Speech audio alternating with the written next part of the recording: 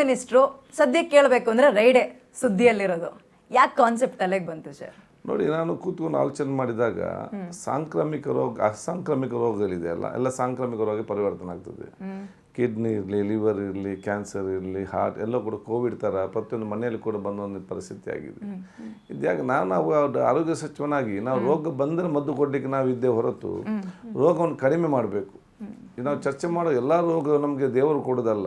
ನಮ್ಮ food habits, life style, environment, ಈ ಮೂರು ಅದರಲ್ಲಿ ಮೇಯ್ನ್ ನಮ್ಮ ಫುಡ್. ಇದು ಬಹುಶಃ ನಮಗೆ ಇರುವಂಥ ದೊಡ್ಡ ಮಟ್ಟ ಪ್ರಾಬ್ಲಮ್. ಸೊ ಇದಕ್ಕೆ ಅದು ಮೇಲಿಂದ ಒಂದು ಹಂತ ಕಾಣಬೇಕಂತ ಹೇಳಿಕೊಂಡು ನಾನು ಚರ್ಚೆ ಮಾಡ್ತಾ ಇದ್ದೆ, ಡಿಸ್ಕಷನ್ ಮಾಡ್ತಾ ಇದ್ದೆ, ಇದನ್ನು ತಪಾಸಣೆ ಮಾಡಬೇಕಂತೇಳಿ.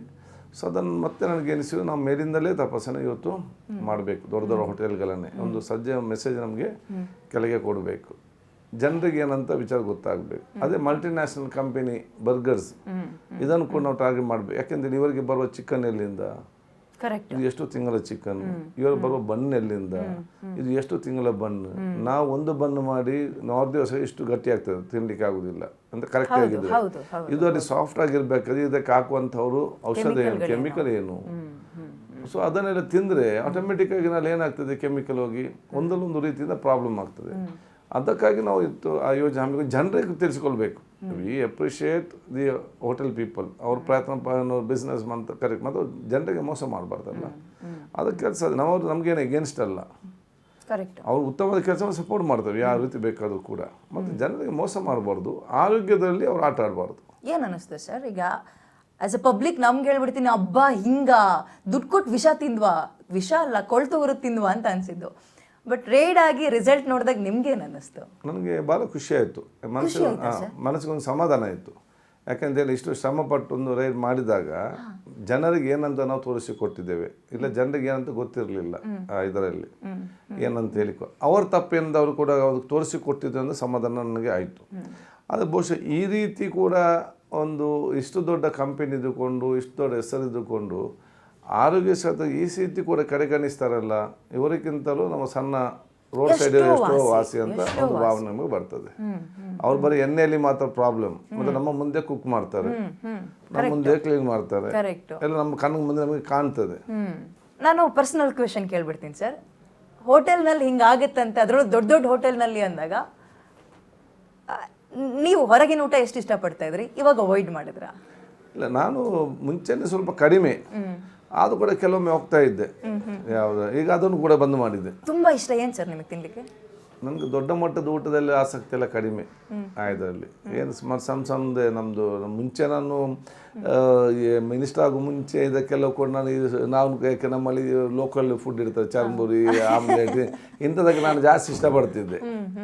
ಈಗ ಹೋಗ್ಲಿಕ್ಕೆ ಗೊತ್ತಿಲ್ಲ, ಹೋಗಿ ಅದನ್ನೇ ಕೇಳ್ತಾರೆ, ನೀನು ನಮಗೆ ಭಾಷಣ ಮಾಡಿ ಇಲ್ಲಿ ಬಂದು ಕೂತ್ಕೊಂಡಿದ್ದೆ. But that's healthy, that's unhealthy ಅಲ್ಲ, ದಟ್ಸ್ ಹೆಲ್ತಿ ಫುಡ್ ಓನ್ಲಿ. ಅದಕ್ಕೆ ಇಂಥದಕ್ಕೆ ಜಾಸ್ತಿ ಇಷ್ಟ. ದೊಡ್ಡ ಮಟ್ಟದ ಇದಕ್ಕೆ ನನಗೆ ಅಷ್ಟೇನು ಇಷ್ಟ ಇಲ್ಲ ಆಯ್ತು. ಮತ್ತು ಫಿಶ್ ಸ್ವಲ್ಪ ಜಾಸ್ತಿ ಇಷ್ಟಪಡ್ತೇನೆ.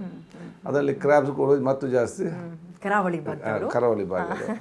ಸೊ ನಮಗೆ ಸ್ವಲ್ಪ ಫ್ರೀ ಟೈಮ್ ಸಿಕ್ಕಿದ್ರೆ ಕ್ರ್ಯಾಬ್ ತಿಂತೇನೆ. ಕುಕ್ ಮಾಡ್ತೀರಾ ಸರ್? ಇಲ್ಲ, ಭಾಳ ಕಡಿಮೆ.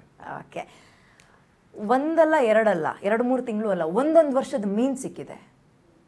ವಾಟ್ ಅ ಶೇಮ್ ಅನ್ನಿಸ್ತದೆ ಸರ್ ಹೇಳ್ಕೊಳಕ್ಕೆ. ದೊಡ್ಡ ದೊಡ್ಡ ಹೋಟೆಲ್ಗಳು ಒಂದ್ಸಲ ಒಂದು ಕಪ್ ಆಫ್ ಕಾಫಿ ಕುಡಿತೀನಿ, ಒಂದು ಸಮೋಸ ತಿಂದ್ಬರ್ತೀನಿ ಅಂದರೆ 800-900 ಬಿಲ್ ಹಾಕ್ತಾ ಇರೋರು.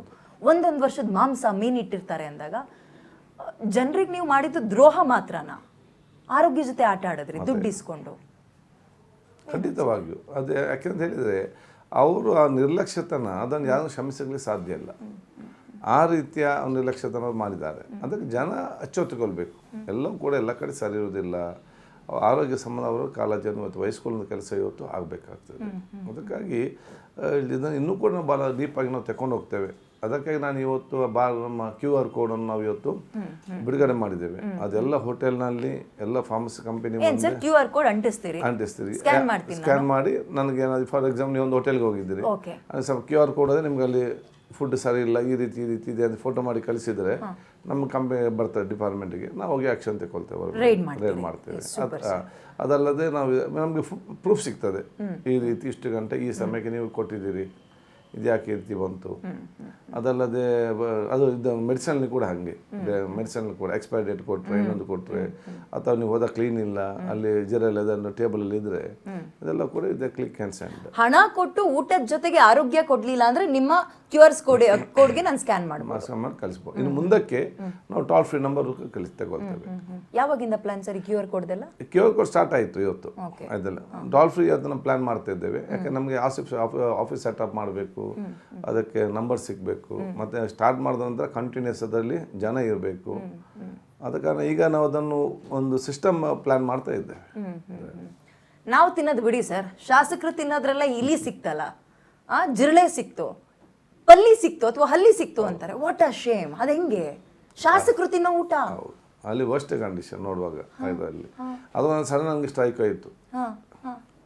ನಾವೆಲ್ಲ ನೋಡ್ತಾ ಇದ್ದೇವೆ, ಇಂದಿರಾ ಕ್ಯಾಂಟೀನ್ ನೋಡಿದ್ರೆ ಇಲ್ಲಿ ಯಾಕೆ ನಾವು ಬಿಡಬೇಕು ಅಂತೇಳಿ. ಅಲ್ಲಿ ನನಗೆ ವಿಧಾನಸೌಧ ಯಾಕೆ ಬಿಡಬೇಕಂತ ಹೇಳಿ, ವಿಧಾನಸೌಧಕ್ಕೂ ಸಂಬಂಧ ಯಾಕೆ ನಾವು ನನ್ನ ಆರೋಗ್ಯ ಸೌಧ ಬಿಡಬೇಕು. ಸೊ ಎಲ್ಲ ಕಡೆ ಒಂದು 100% ಸರಿ ಇಲ್ಲ, ಒಂದಲ್ಲೊಂದು ಪ್ರಾಬ್ಲಮ್. ಇಷ್ಟು ದಿನ ತಿಂದ್ರಲ್ಲ MLA ಗಳು ಊಟ, ಅವ್ರಿಗೆ ಏನು ಅನ್ಸಿರುತ್ತೆ ಸರ್ ಅದನ್ನ ನೋಡಿ? ಏನು ಅನ್ಸಿರುತ್ತೆ? ಅದಕ್ಕೆ ಫೋನ್ ಮಾಡಿದ್ರಾ ಯಾರಾದರೂ? ಅಲ್ಲ, ನನಗೆ ತುಂಬ ಧನ್ಯವಾದ ಹೇಳಿದ್ದು. ಒಳ್ಳೆದಾಯ್ತು ಮಾರಾಯ, ನೀವು ಹೇಳಿದ್ದು ನಮಗೆ ಗೊತ್ತಿರಲಿಲ್ಲ ಈ ಪರಿಸ್ಥಿತಿ ಅಂತ ಹೇಳಿ. ಎಲ್ಲ ಕಣ್ಣ ಮುಂದೆ ನಮ್ಗೆ ಕಾಣಲಿಕ್ಕೆ ಸಿಗ್ತದೆ. ಇನ್ನು ಮುಂದೆ ಅದವ್ರಿಗೆ ಬುದ್ಧಿ ಬರ್ತದಲ್ಲ. ಅಟ್ಲೀಸ್ಟ್ MLA ಅಂತಲ್ಲ, ಕಾಮನ್ ಪೀಪಲ್ ಜನ ಹೋಗ್ತಾರೆ. ನಾವು ಎಣಿಸ್ತೇವೆ ಏನು ಒಂದಕ್ಕೊಂದು ಏನು ಯಾವಾಗ್ತದೆ ಒಳಗಡೆ ಏನಾಗ್ತದೆ ಯಾರಿಗೆ ಗೊತ್ತಾಗ್ತದೆ ಈ ರೀತಿ ಪ್ರಾಬ್ಲಮ್ ಅಲ್ಲಿ. ಕರೆಕ್ಟ್. ರೈಡ್ ಮಾಡಿದ್ರಿ, ಸಿಗಾಕೊಂಡಿದ್ದಾರೆ, ವಾಟ್ ನೆಕ್ಸ್ಟ್? ಬರೀ ನೀವು ಪೆನಾಲ್ಟಿ ಹಾಕಿ ಸುಮ್ಮನಾಗ್ಬಿಟ್ರೆ ಸಾಕಾಗತ್ತಾ? This the first chance. ನಾವು ಅವರು ವೈರಿಕಲಾಗಿ ನಾವು ನೋಡೋದಿಲ್ಲ. ನಮಗೆ ಅದನ್ನು ಬಂದ್ ಮಾಡಿ ದೊಡ್ಡ ವಿಷಯ ಅಲ್ಲ. ಬಂದ್ ಮಾಡಿ ಸೇಲ್ ಮಾಡಿ ಕೋರ್ಟಿಗೆ ಹೋಗಿ ಅಂತ ಹೇಳ್ಬೋದು, ಮತ್ತು ಅದು ನಮ್ಮ ಉದ್ದೇಶ ಅಲ್ಲ. ಅವ್ರಿಗೊಂದು ಚಾನ್ಸ್ ಕೊಡ್ಬೇಕು ನಾವು. ಅವ್ರ ತಪ್ಪನ್ನು ನಾವು ಅರ್ಥ ಮಾಡಿಕೊಳ್ಬೇಕು. ಯಾಕೆ ಎಲ್ಲ ಕೂಡ ಓನರ್ ಮಿಸ್ಟೇಕ್ ಅಂತ ಹೇಳಲಿಕ್ಕೆ ಆಗೋದಿಲ್ಲ. ಓನರ್ ಕೊಟ್ಟಿರ್ಬೋದು, ಅಲ್ಲಿ ಪರ್ಚೇಸ್ ಮ್ಯಾನೇಜರ್ ಸ್ಟೋರ್ ಇವ್ರು ಮಿಸ್ಯೂಸ್ ಮಾಡಿರ್ಬೋದು, ಅಥವಾ ಇನ್ನೊಂದು ತಪ್ಪಿರ್ಬೋದು. ಸೊ ಆದ ಕಾರಣ ಇದೊಂದು ಚಾನ್ಸ್ ನಾವು ಕೊಡಬೇಕಂತ ನಾನು ಹೇಳಿದೆ. ನಾವು we are not against them. ಅವ್ರು ನಮ್ಮ ವೈರಿಗಳಲ್ಲ, ಅವ್ರನ್ನ ಸರಿಪಡಿಸ್ಕೊಂಡು ನಾವು ಹೋಗಬೇಕು. ಅವ್ರು ಕೂಡ ಬಂಡವಾಳ ಹಾಕಿ ಸ್ಟಾರ್ಟ್ ಮಾಡಿ ಅವ್ರದ್ದು ಕೊಡುಗೆಯನ್ನು ಕೊಟ್ಟಿದ್ದಾರೆ. ರಾಜ್ಯದ ಅಭಿವೃದ್ಧಿಗೆ, ಟೂರಿಸಂ ಬರುವವರಿಗೆ ಎಲ್ಲ ಕೂಡ ಸವಲತ್ತು ಕೊಟ್ಟಿದ್ದಾರೆ. But they should cheat. ಅದಕ್ಕೆ ಒನ್ ಟೈಮ್ ಗಿವನ್ ಅವರಿಗೆ ನೋಟಿಸ್ ಮಾಡಿ ಫೈನ್ ಹಾಕಿ ಅವರಿಗೆ ವಾರ್ನಿಂಗ್ ಕೊಟ್ಟು ಆಫ್ಟರ್ 10 days ರೆಡಿ ಮಾಡಿ ಅದನ್ನೆಲ್ಲ ರೆಕ್ಟಿಫೈ ಮಾಡಿದ್ರೆ 10 days ಟೈಮ್ ಕೊಡ್ತೇವೆ. ಅದರಿಂದ ಒಂದ್ಸಗೆ ಎನಿ ಟೈಮ್ ನಮ್ಮವರು ಹೋಗಿಕೊಂಡು ರೈಡ್ ಮಾಡ್ಬೋದು. ಚಿಕ್ಕ ಪುಟ್ಟ ಹೋಟೆಲ್ ರೈಡ್ ಮಾಡೋದು, ಚಿಕ್ಕ ಪುಟ್ಟ ಜನರನ್ನ ಟಾರ್ಗೆಟ್ ಮಾಡೋದು ಬಹಳ ಈಸಿ. ದೊಡ್ಡ ದೊಡ್ಡ ಹೋಟೆಲ್ಗಳನ್ನು ಟಾರ್ಗೆಟ್ ಮಾಡೋದು, ಟಾರ್ಗೆಟ್ ಅನ್ನೋಕ್ಕಿಂತ ಅದನ್ನು ರೈಡ್ ಮಾಡೋದು ಅಷ್ಟು ಈಸಿ ಅಲ್ಲ. ಫೋನ್ಗಳು ಬರುತ್ತೆ, ಪ್ರೆಷರ್ ಕ್ರಿಯೇಟ್ ಆಗುತ್ತೆ. ಅಂಥದ್ದೇನಾದರೂ ಫೇಸ್ ಮಾಡಿದ್ರೆ ಸರ್? ಸೊ ಇರ್ತದೆ. ಅದು ನನಗೆ ಹಿಂದೆಲ್ಲ ಅಷ್ಟೇ, ನಾನು ದೊಡ್ಡವ್ರು ಸಣ್ಣ ನೋಡೋದಿಲ್ಲ, ನನಗೆಲ್ಲೂ ಒಂದೇ. ಅದು ನನಗೆ ಹಿಂದೆ ಸಣ್ಣದಿಂದಲೇ ಅಷ್ಟೇ. ನಾನೆಲ್ಲ ಸಮಾನತೆ ನೋಡುವನು, ಬಡವರು ಶ್ರೀಮಂತ ಅಂತಿಲ್ಲ, ಒಂದೇ ಲೆವೆಲ್ ನೋಡೋದು. ಈ ರೀತಿ ಕೂಡ ಅಷ್ಟು ನನ್ನ ತಲೆಗೆ ಇಲ್ಲ. ಅವರು 5 ಸ್ಟಾರ್ ದೊಡ್ಡ ಜನವನ್ನು ಲೆಕ್ಕಕ್ಕೆ ತಗೊಳ್ಳೋದಿಲ್ಲ. ನನಗೆ ಅವನಿಗೆ ಇವರಿಗೆ ಕೊಡುವಂಥ ವ್ಯಾಲ್ಯೂ ಅವ್ರಿಗೆ ಕೊಡೋದು, ಅವ್ರಿಗೆ ಕೊಡುವಂಥ ವ್ಯಾಲ್ಯೂ ಇವರಿಗೆ ಕೊಡೋದು. ಒಂದು ಗಾದೆ ಮಾತಿದೆಯಲ್ಲ ಸರ್, ಒಲ್ಲದ ಗಂಡನಿಗೆ ಮೊಸರು ಕಲ್ ಸಿಕ್ತಂತೆ ಅಂತ ವಿರೋಧ ಪಕ್ಷದವ್ರು ಶುರು ಮಾಡಿದ್ರು. UT ಖಾದರ್ ಅವರು ರೈಡ್ ಮಾಡಿದ್ರು, ದೊಡ್ಡ ದೊಡ್ಡ ಹೋಟೆಲ್ಗಳನ್ನ ಕೆಲವರು ಅಲ್ಲಲ್ಲೇ ಮುಚ್ಚಾಕೋಬಿಟ್ರು, ಕಾಂಪ್ರಮೈಸ್ ಆದ್ರು, ದುಡ್ಡು ಕೊಟ್ಟು ಕಾಂಪ್ರಮೈಸ್ ಆದ್ರು ಅಂತ ಆರೋಪ. ಏನು ಹೇಳ್ತೀರಿ? ಈ ಆರೋಪ ಅಂತ ತಲೆ ಕೆಡಿಸಿಕೊಳ್ಳಿಲ್ಲ. ನಾನು BJP ಅವರನ್ನು ನೋಡಿಯಾ ಈ ಆರೋಪ ಮಾಡೋ ನೋಡಿಯಾ ನಾನು ನನ್ನ ಕೆಲಸ ಮಾಡೋದಿಲ್ಲ. ನಾನು ಜನರನ್ನು ನೋಡಿ ನನ್ನ ಕೆಲಸ ಮಾಡುವಂಥದ್ದು. ನನ್ನನ್ನು ಹೊಗಳುವಾಗ ನನಗೆ ಖುಷಿಯಾಗೋದು, ನನ್ನ ತೆಗಲುವಾಗ ನನಗೆ